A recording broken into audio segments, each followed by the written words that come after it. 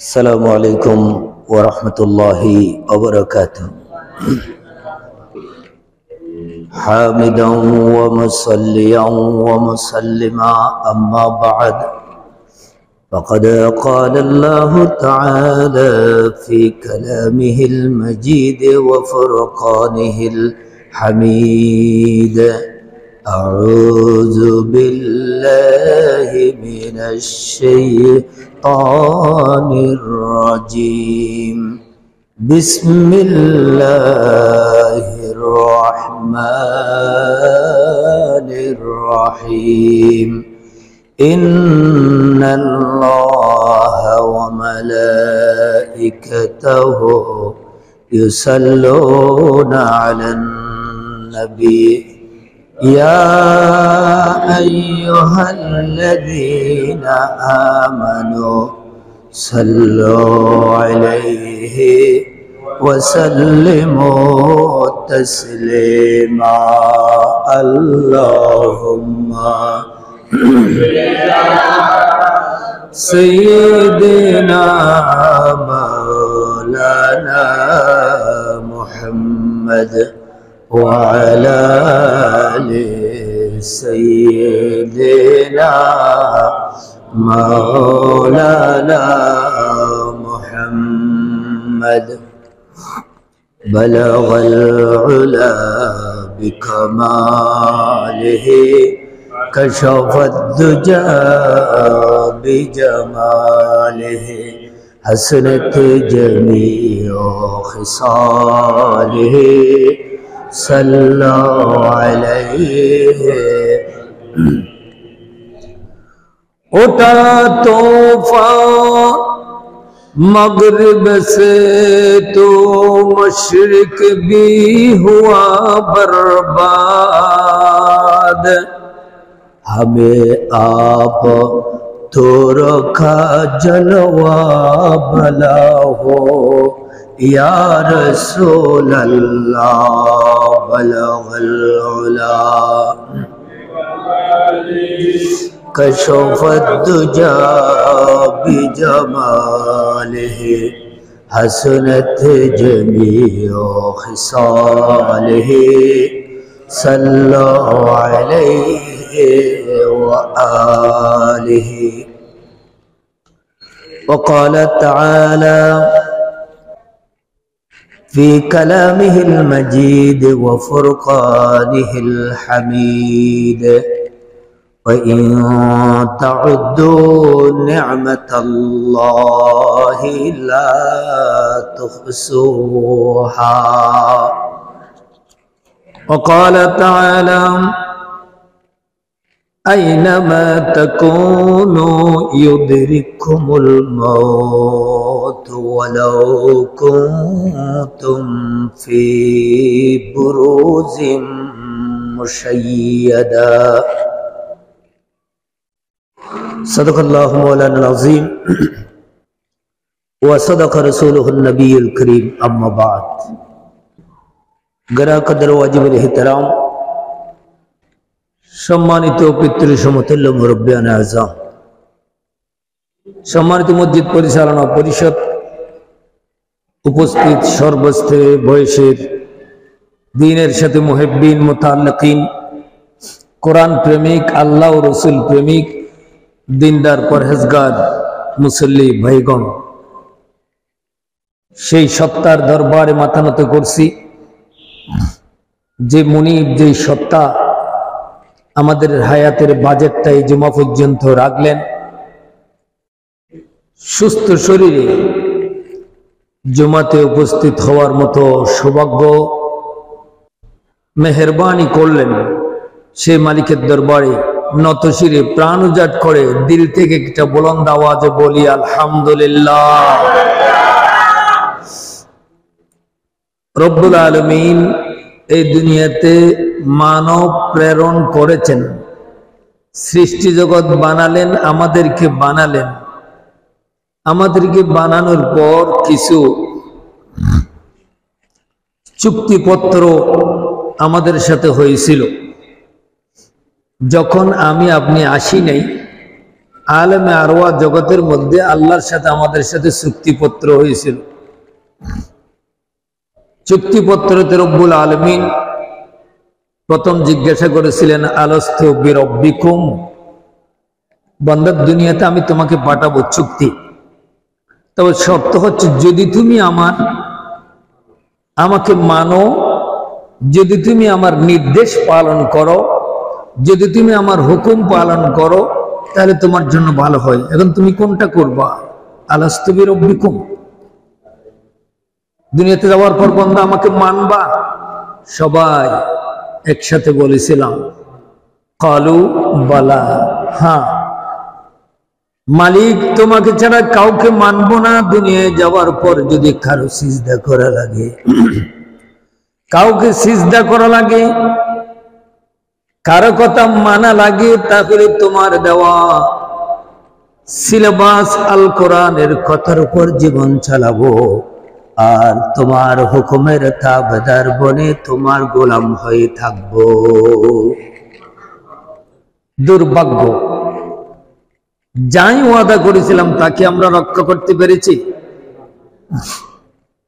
নামাজ পড়া ফরজ, হজ করা ফরজ, যাকাত দেওয়া ফরজ, পর্দা ফুসিতে ফরজ, অন্যায় অভিশাপ থেকে বাঁচা আল্লাহর নির্দেশ, মদ জুয়া লটারি ঘুষ সুদ এগুলো থেকে বাঁচা আল্লাহর নির্দেশ। আমরা কি এগুলো মানি না? তাহলে ওয়াদা কি রক্ষা করতে পারলাম? তো ওয়াদা যারা ভঙ্গ করে তাদেরকে কি বলে আপনারা ভালো জানেন। এবার যিনি মালিক তার সাথে ওয়াদা দিয়েছে, সেই মালিকের ওয়াদা ভঙ্গ করা কত বড় নাফরমান। ওখানে যাওয়ার পর কি জবাবটা দেব, এটা একবার মেমোরিতে আনতে হবে। কোথায় ছিলাম, এখন কোথায় যাব, কোথায় কোথায় ছিলাম, এখন কোথায় যাব, কোথায়? এ কথাটা একজন মোমেন, একজন বুদ্ধিমান তার মাথার মধ্যে অবশ্যই রাখতে হবে, ঠিক না? সম্মানিত ভাইসব, তাফসীর জগতের আল্লাহর এই রয়ে জমিনের ভিতরে 150টার উপরে তাফসীরের কিতাব আছে, মানে কোরআনের উপর ব্যাখ্যা বিশ্লেষণ, এটাকে বলা হয় তাফসীর। এই তাফসীরের কিতাব 150-এর উপরে আছে। সুবহানাল্লাহ বলবেন না? এটা বহুত বড় ব্যাপার। এক একজন এক এক মাপের বড় বড় মুফাসসিরিন কিরাম। আল্লামা ফখরুদ্দিন রাজি রহমতুল্লাহি আলাইহি জগৎ শ্রেষ্ঠ একজন তাফসীর জগতের ব্যারিস্টার যাকে বলে, কিতাবুল গায়ব বা তাফসীরে কবির নামে যে কিতাবটা তিনি লিখেছেন, তিনি বলেছেন একজন মানুষের প্রতি মূল নিয়ামত হচ্ছে 4টি। মূল নিয়ামত কয়টি?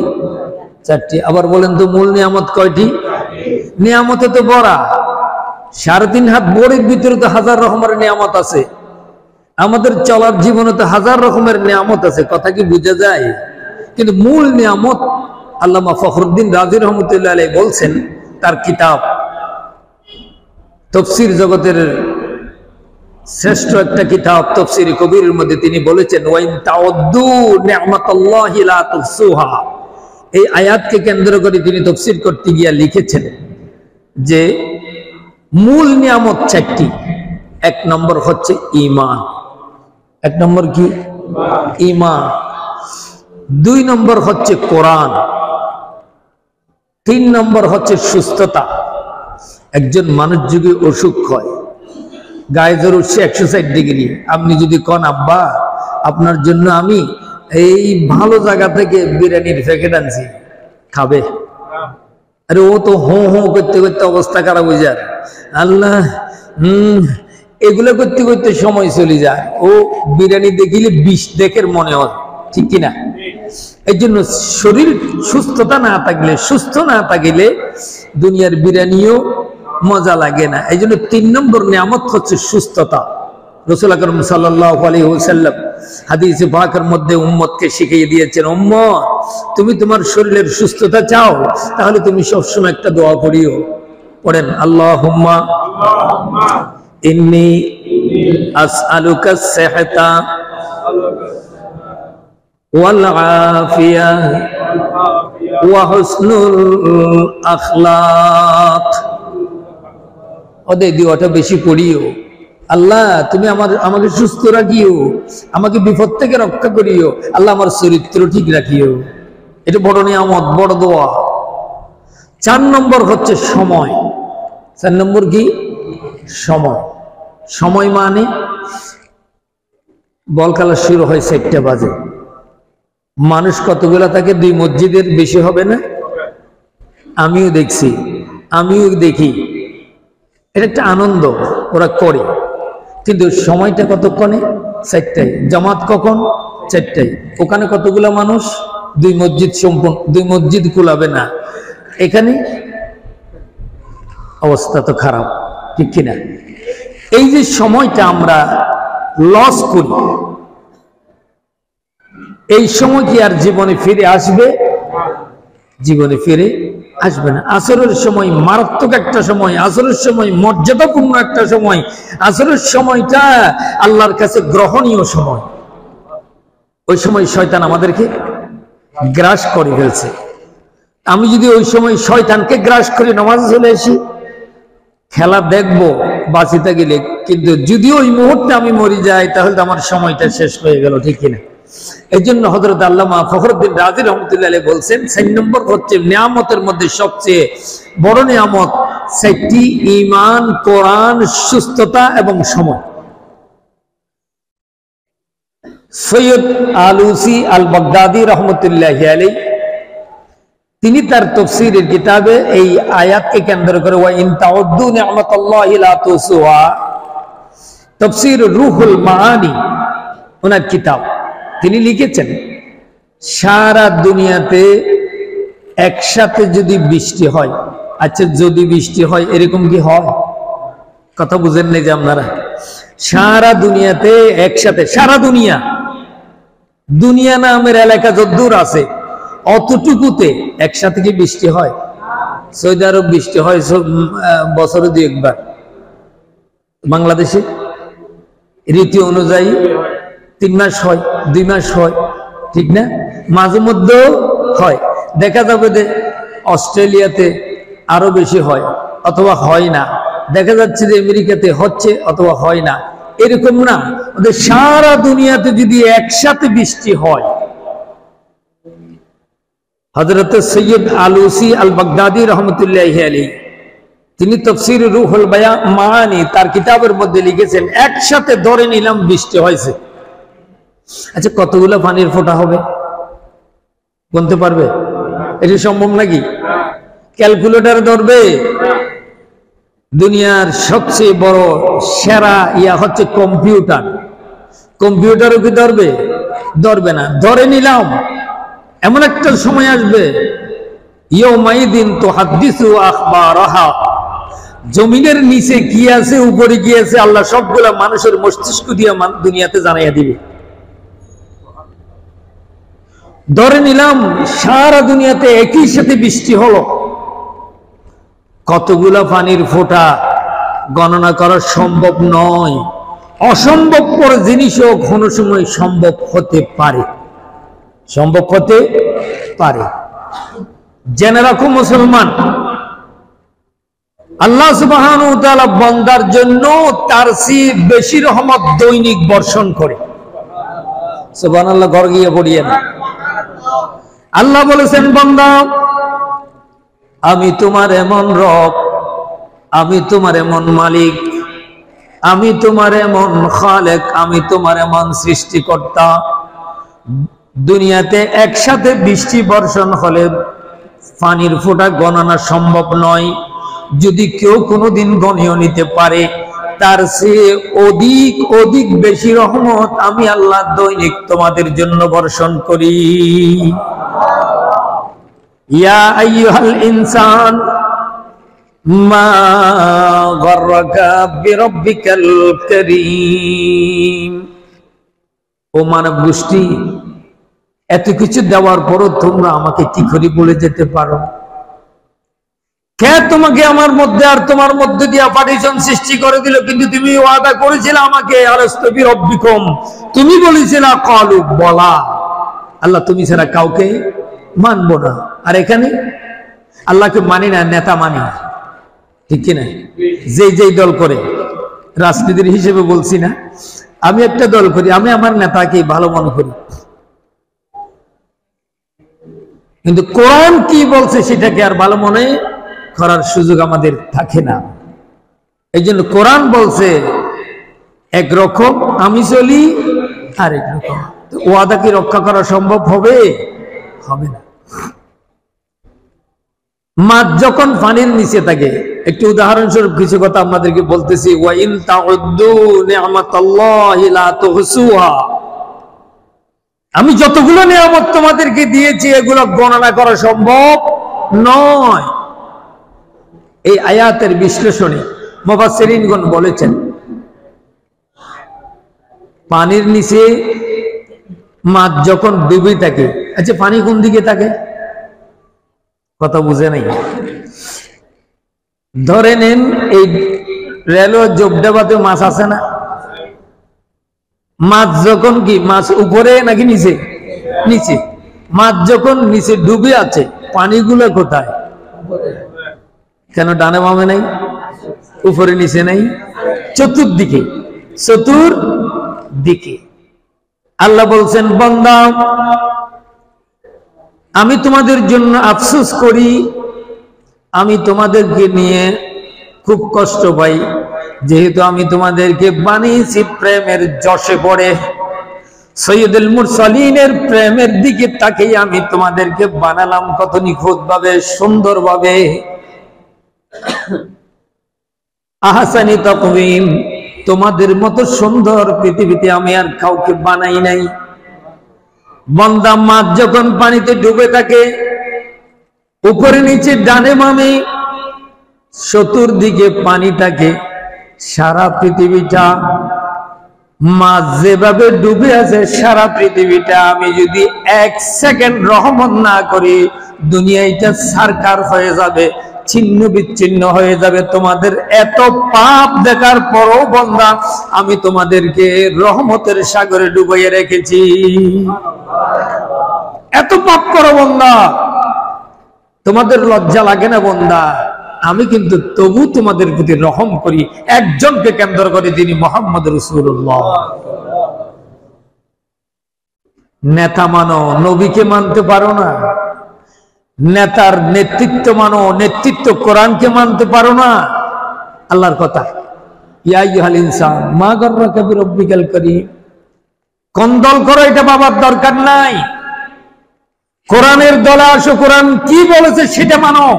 দলের দরকার নাই, তুমি জান্নাত পাওয়ার ব্যবস্থা হয়ে যাবে। ইনসানের জিহ্বাটা, আমাদের যে একটা জিহ্বা আছে, লম্বা কতটুকু হইতে পারে বুঝেন নেই? আমাদের একটা জিহ্বা দিচ্ছেন আল্লাহ, যতটুকু ধরা যায়, দেখা যায়, এটা কতটুকু লম্বা হইতে পারে? 2 থেকে 2.5 ইঞ্চি, 2 থেকে 2.5 ইঞ্চি। ওয়া ইন তাউদ্দু নি'মাতাল্লাহি লা তুহসুহা, এটাকে কেন্দ্র করে এক খ্রিস্টান বিজ্ঞানী তিনি লিখেছেন, আমি অবাক হয়ে যাই, ইয়াসিন ওয়াল কোরআনিল হাকিম। কোরআন তো পড়ে দেখি না, কোরআন তো ধরে দেখি না, কোরআনের পথে তো আসতে চাই না। কোরআন হচ্ছে সমগ্র বিশ্বের জন্য বিজ্ঞানের জনক। আজ যদি মুসলমান কোরআন ধরে রাখতো, আজ যদি মুসলিম কোরআনকে বুকে ধারণ করত, আজ যদি মুসলমানরা কোরআনকে দৃঢ়ভাবে ধারণ করে কোরআনের ফর্মুলা মাফিক চলতো, ইস্তেমায় গিয়া গলা কাটা লাশ পাওয়া যেত না, ঠিক কিনা? বিজ্ঞানী লিখেছেন, ফখরুদ্দিন রাজি রহমতুল্লাহ, তিনি বলেছেন এক জিহ্বা 2 থেকে 2.5 ইঞ্চি, 2 থেকে 2.5 ইঞ্চি, এর বেশি নয়। চৌড়া 1.5 ইঞ্চি অথবা 2 ইঞ্চি, এতটুকু। লম্বাতে 2 থেকে 2.5 ইঞ্চি। এখানে কি আছে? আর এটাকে সুনিপুণ ভাবে রাখার জন্য আল্লাহ 32টা সৈনিক চতুর্দিকে রেখেছে। সুবহানাল্লাহ বলবেন। জিহ্বার জন্য কোনো অসুবিধা না হয়, কারণ জিহ্বার এর ভিতরে অনেক দামি জিনিস আমি রেখেছি অবন্ধা তোমাদের জন্য। জিহ্বা শেষ, তুমি শেষ। তুমি শেষ না হওয়ার জন্য আমি চতুর্দিক 32টা মারাত্মক কঠিন সৈনিক রেখেছি, যাতে করে তোমার জিহ্বাকে তুমি হেফাজত করতে পারো।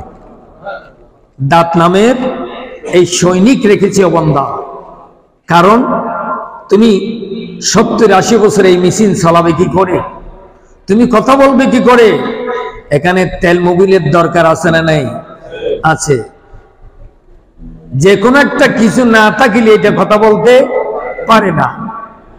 ফখরুদ্দিন রাজি রহমতুল্লাহ আলাইহি তাফসীর করতে গিয়ে তিনি লিখেছেন, এক জিহ্বাতে 8000 মেশিন, ক্ষুদ্র ক্ষুদ্র মেশিন 8000। কয় হাজার? এই জিহ্বাটার ভিতরে রব্বুল আলামিন বান্দার জীবন চলার জন্য, জীবনকে শুদ্ধ রাখার জন্য, মালিককে সিজদা করার জন্য, মালিককে জপ করার জন্য, মালিকের ফর্মুলা মানার জন্য, মালিকের আইনের উপর জীবন চলার জন্য, বুঝানোর জন্য আল্লাহ বলেছেন, বান্দা তোর শুধু জিহ্বাটার ভিতরে আমি কুদরত দিয়া 8000 মেশিন ফিট করে রেখেছি। ইয়া আইয়ুহাল ইনসান মা গাররাকা বিরাব্বিকাল কারীম। এরপরও বান্দা তোরা আমাকে ভুলে যাবি? এত কিছু দিলাম, এরপরও ভুলে যাবি? কে তোদেরকে আমার মধ্যে দিয়ে পারিজন সৃষ্টি করে দিল? তরি তরকারি রান্না করা হয়, স্বাদ হইছে না, লবণ হইছে না, লবণ কম হইছে না, তিতে হইছে না, মিষ্টি হইছে না, এটা বুঝে কিসে? কি করি বুঝে? একই জিনিস কি করি বুঝে? আচ্ছা, এটা খাইতে গিয়ে না বুঝে যা, খাওয়া ছাড়া কেমনে বুঝে? ওদের তাও আছে। রমজানে মা বোনেরা তরি তরকারি রানে, সনাতনা ঠিক করে। এখন লবণ ঠিক হয়েছে কিনা, মেহমান আসবে আবার বদনামি করবে, কি করি বুঝবে? ওদের না, এমন করি চামচ থেকে 1 ফোঁটা নিয়ে ফেলে দিছে, মানে জিহ্বাটাতে বাজাইছে, এটা না যাইস না, বাজাইছে সাথে সাথে ভালো করে ফেলে দিছে। এই একটু বাজাইছে, এর ভিতরে পুরো ড্যাগের গোস্ত, ছনা যা কিছু করেছে, স্বাদ হইছে কি হয় নাই? বুঝে কে? বুঝে কে? এই জিহ্বার ভিতরে 8000 মেশিন আল্লাহ ফিট করেছেন। বিজ্ঞানী বলেছেন, আমি এই কথাটা গবেষণা করছি দীর্ঘ 9 বছর। এই জিহ্বার ভিতরে 8000 মেশিন। এই 9 বছর গবেষণার পর আমি মুহাম্মদ রাসূলুল্লাহর কালমা পড়ে মুসলমান হয়ে গেছি। কেন? মুসলিম জাতি আমরা ঘুমন্ত। এই জিহ্বায় এই মেশিন ফিট করে আমাদের জন্য এই সুব্যবস্থা করেছেন কে? বলেন না কে? ছোট্ট একটা মাথা, এর মধ্যে কিছু মগজ আছে, আছে না? ব্রেন কতটুকু ভারী হতে পারে? সর্বোচ্চ 1400 গ্রাম। সর্বোচ্চ বড় মাথাও যদি হয় কত গ্রাম? 1400 গ্রাম। মগজ তার কম বেশি হালকা হইতে পারে। এই ব্রেইনের শিরাগুলোকে যদি এক করা হয়, কত বড় শিল্পী আল্লাহ, কত বড় কারিগর। বান্দা একটা তার যদি বেশ কম হয়ে যায়, নেগেটিভ পজিটিভ সমস্যা হয়ে যাবে, বান্দা তুমি রাস্তার পাগলে পরিণত হবে। আমি এত সুন্দর সুনিপুণ ভাবে তোমার ব্রেনকে সাজিয়েছি, সূক্ষ্ম সূক্ষ্ম এতগুলা রব তোমার ব্রেনের মধ্যে দিয়েছি, বান্দা, দুনিয়ার কোন বিজ্ঞানী, দুনিয়াতে কেউ যদি একটা মস্তিষ্ক 1400 গ্রাম এই মগজের রগগুলা এক এক করে একটার সাথে একটা জোড়া লাগাই, সারা দুনিয়াটাকে 7 বার ঘুরানো যাবে। কয়বার? বাংলাদেশকে, সারা দুনিয়াটাকে।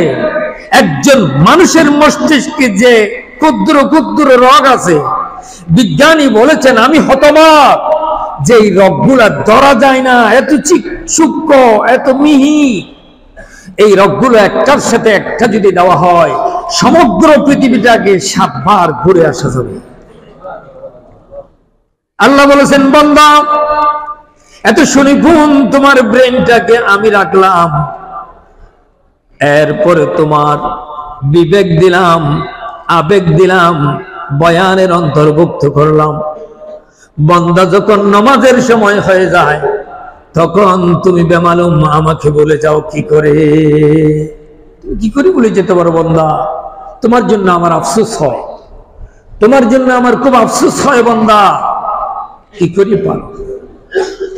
পুরো শরীরের মধ্যে রগ আছে না? শিরা উপশিরা আছে না? আচ্ছা, সব শিরাগুলোকে যদি এক করা হয়, একটার সাথে একটা জোড়া লাগানো হয়, এরকম করে করে জোড়া লাগিয়ে যদি যাওয়া হয়, তাফসীরের মধ্যে লিখেছেন আল্লামা সুয়ুতি, আলুসি, ফখরুদ্দিন রাজি, ওনারা তাদের তাফসীরের মধ্যে লিখেছেন 1,00,000 কিলোমিটার যাবে শুধু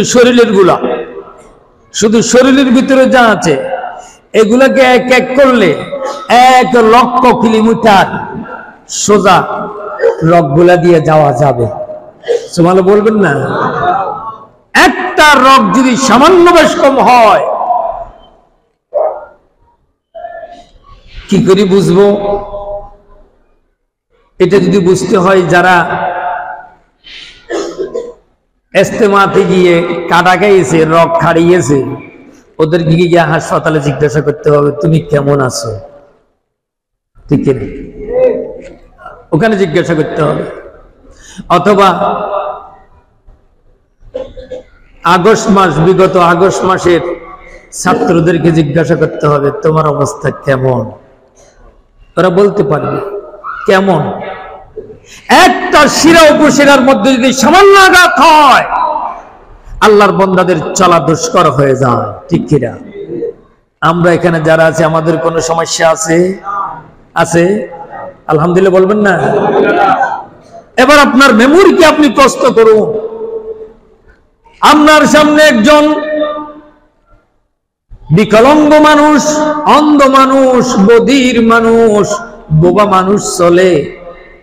আল্লাহ বলছেন, বান্দা ফাতাবিরু ইয়া উলিল আবসার, তুমি আমার সেই বান্দার দিকে তাকাও, আবার তোমার ব্রেনকে জিজ্ঞাসা করো তুমি কেমন আছো, তুমি কেমন আছো, এই কথাটা জিজ্ঞাসা করো। তখন তুমি বুঝতে পারবা, আহারে পুরো জীবন যদি আল্লাহর সামনে মাথা নত রাখি, সারা জিন্দগি যদি 24 ঘন্টা আল্লাহর কুদরতের দপ্তরে মাথা নত রাখি, এরপরও কি সামান্য একটা নিয়ামতের শুকরিয়া আদায় সম্ভব? কি বলেন, সম্ভব? সম্ভব।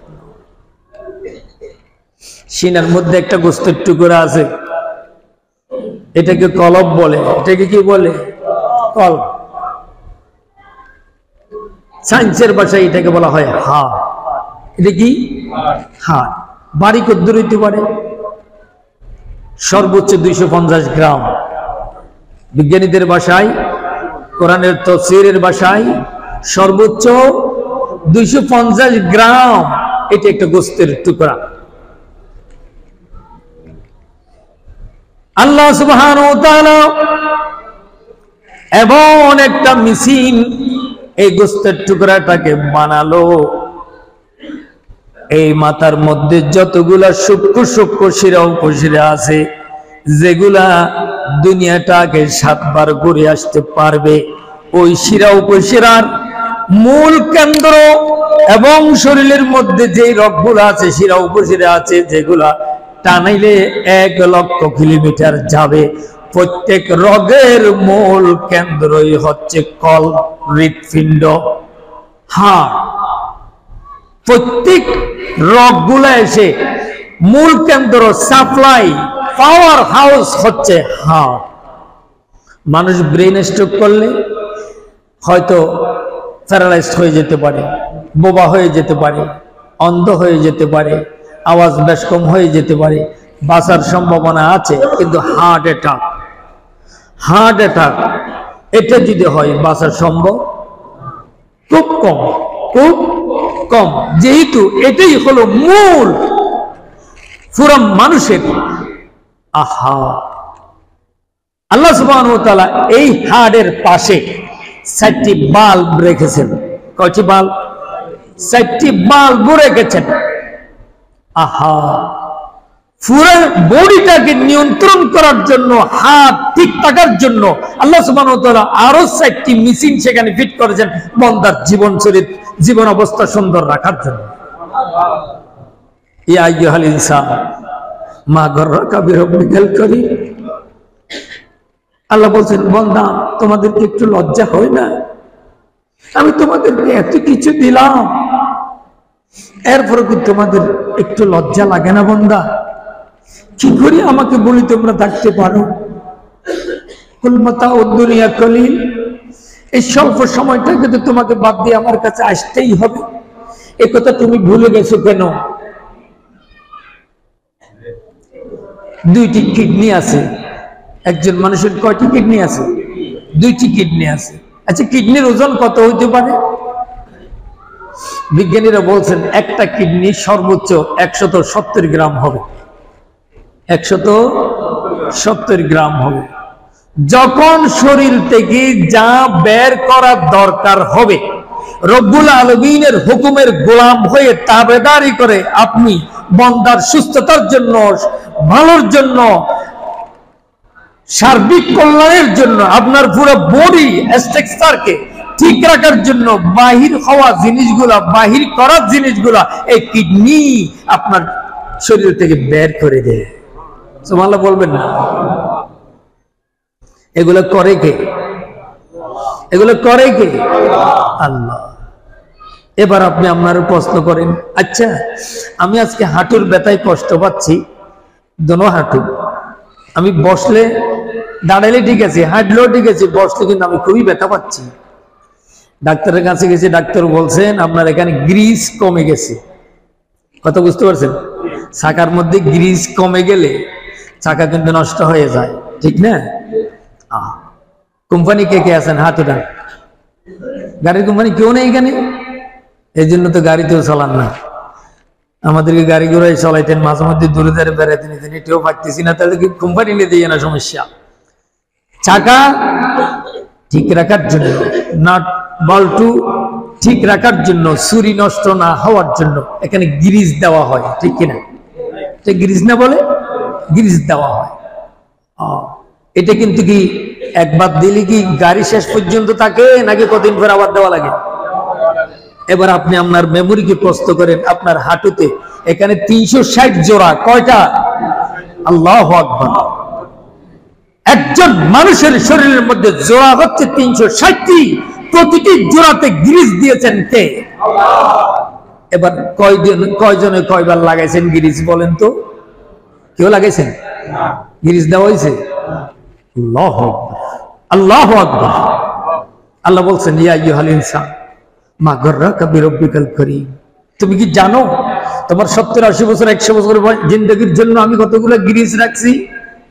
যেগুলো দিয়েছি চাকার ভিতরে, নট বল্টুর ভিতরে 360 জোড়াতে, এগুলো ছাড়াও এক্সট্রা সেখানে জমা রেখেছি বান্দা, যাতে করে তোমার সমস্যা না হয়।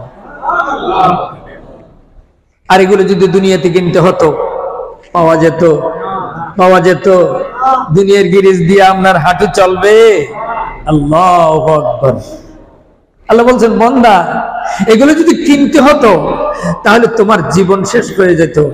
এটা এক ফোঁটাও কোথাও থেকে পাইতা না। আরো ব্যাপার হচ্ছে, যদি দুনিয়াতে আমি সেই ব্যাপারে ব্যবস্থা করে দিতাম, পাওয়া যেত, তাহলে 1 গ্রামের দাম কয় কোটি টাকা হতো। এবার তোমার দৈনিক কতগুলো গ্রিস ওখান থেকে চলে যাচ্ছে, এগুলো যদি 70-80 বছর জিন্দগি দিকে তুমি হিসাব করে দেখো, তাহলে তুমি তোমাকে হারিয়ে ফেলবা। কারণ আমি সেখানে তোমার 70-80 বছর জিন্দগিকে পরিচালনা করার জন্য, নটবল্টু ঠিক রাখার জন্য বান্দা আমি এত বেশি গিরিজ রেখেছি, যেগুলো একটা দুনিয়া বিক্রি করা যাবে। একজন বান্দার শরীরের ভিতরে যতগুলা দামি গিরিজ আমি দিয়েছি। ইয়া আইয়ুহাল ইনসান মা গাররাকা বিরব্বিকাল কারীম, এই মানব সকল, এরপরও কি করে আল্লাহকে তুমি বলে আছো? তোমার লজ্জা কোথায়? তুমি এত লজ্জাহীন হয়ে গেছো কেন? বেশরম হয়ে গেছো কেন? একজন মানুষের শরীরের মধ্যে লোম, দাড়ি, চুল, কেশরাজি কয়টা আছে? গুনেছে কেউ? গুনতে পারবে? বিজ্ঞানীরা বলছেন আমরা শতভাগ শিওর হয়েছি কোরআন থেকে, ওয়াইন তাউদ্দু নি'মাতাল্লাহি লা তুসুহা। দেখছেন নি? আল্লাহু আকবার। ইয়াসিন ওয়াল কুরআনিল হাকীম। তোমরা কিসের বিজ্ঞানী? জগৎ শ্রেষ্ঠ বিজ্ঞানী হচ্ছেন মুফাসসিরে কোরআনগণ, মুহাদ্দিসিন ইকরাম। সুবহানাল্লাহ বলুন। ওনারা তোমাদের আগে বলে গিয়েছেন একজন মানুষের শরীরের মধ্যে লোম হচ্ছে 1 কোটি 1টি। 1 কোটি 1টা কি লোম। প্রতিটি লোমের সাথে ছিদ্র আছে। কি আছে? ছিদ্র আছে, যাতে করে অক্সিজেন আপনার অভাব না হয়। সুবহানাল্লাহ বলবেন না? কে দিল? কে দিল? আল্লাহ বলছেন বান্দা তোমার লজ্জা কোথায়? এতগুলো তোমার কাছে বলার পর তোমার লজ্জাটা কোথায়? বান্দা তোমার কি একটু লজ্জা লাগে না আমার কাছে? শ্বাস নিঃশ্বাস, আচ্ছা এখানে বাতাস আছে? বুঝেন নেই? এখানে বাতাস আছে? কই বাতাস? বাতাসটা কিন্তু অন্তত এটা একটু লইতু, আমার এটা লইতু, এখন তো লড়ের না, তাহলে বাতাস নাই, এর ভিতর আছে, নাই এর ভিতর আছে। না হলে আমি শ্বাস নিঃশ্বাস নিতে পারতাম? শ্বাস নিঃশ্বাস নিতে গেলে যখন টানছি বাতাস উঠছে কি উঠে নাই? যখন ফেলছি বাতাস বের হয়ে গেছে। আহা, একজন মানুষ যখন একবার নিঃশ্বাস নেয় তখন 28.5 গ্রাম 28.5 গ্রাম আপনার বাতাস ভিতরে ঢুকে। আপনি বুঝেন নাই, আমি বুঝি নাই, আমি নিশ্চয় নিচ্ছি আর কি, একথা মনে করেছি। কিন্তু 28.5 গ্রাম, যতবার নিঃশ্বাস নিচ্ছেন ততবার নিঃশ্বাস ফেলছেন, ততবারই নেওয়া হচ্ছে। এবার ঘন্টা হিসেবে আসেন, মিনিট হিসেবে আসেন, ঘন্টায় আসেন, সপ্তাহে আসেন, দিনে আসেন, সপ্তাহে আসেন, মাসে আসেন। কত হাজার লিটার অক্সিজেনের প্রয়োজন।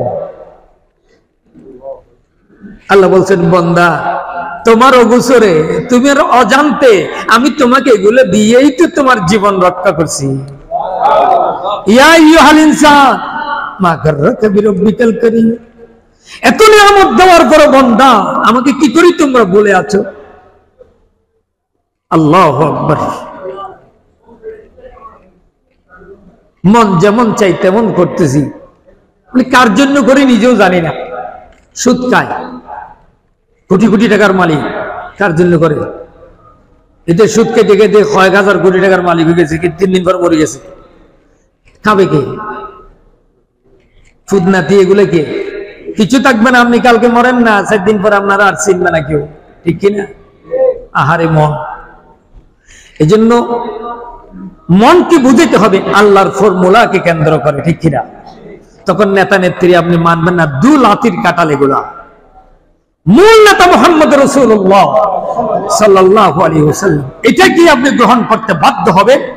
এবং সেই সৈয়দুল মুরসালিনের প্রফেট মুহাম্মদ সাল্লাল্লাহু আলাইহি ওয়াসাল্লামের সেই আনিত বিধান, আল্লাহর দেওয়া সংবিধান, আমাদের সিবাস, এই কোরআনকে আপনি মানতে বাধ্য হবেন, ঠিক কিনা?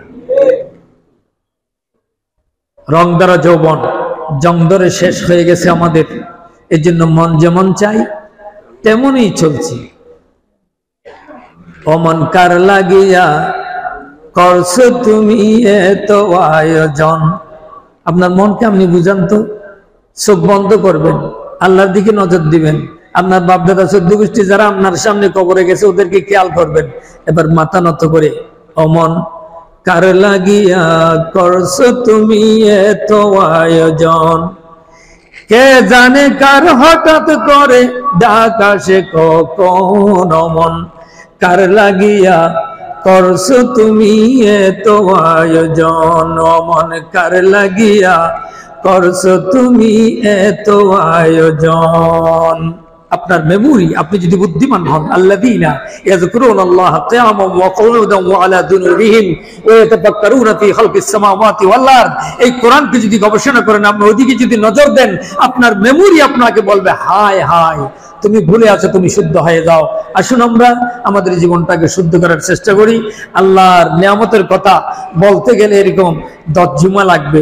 তো আমি সময়ের লিঙ্গার না করে, আপনাদের কষ্ট না দিয়ে এখানেই আলোচনা শেষ করছি। আপনাদের অনুরোধ আপনাদের কাছে, আল্লাহকে স্মরণ করুন, আল্লাহকে ভয় করুন, এককে ধরুন, একের কথা মানুন, এককে স্মরণ করুন, আপনার জন্য জান্নাত বরাদ্দ থাকবে ইনশাআল্লাহ। আল্লাহ আমাদের সবাইকে আল্লাহর ভয়ে জীবন চলার তৌফিক দান করুন, আমিন। আসসালামু আলাইকুম ওয়া রাহমাতুল্লাহ।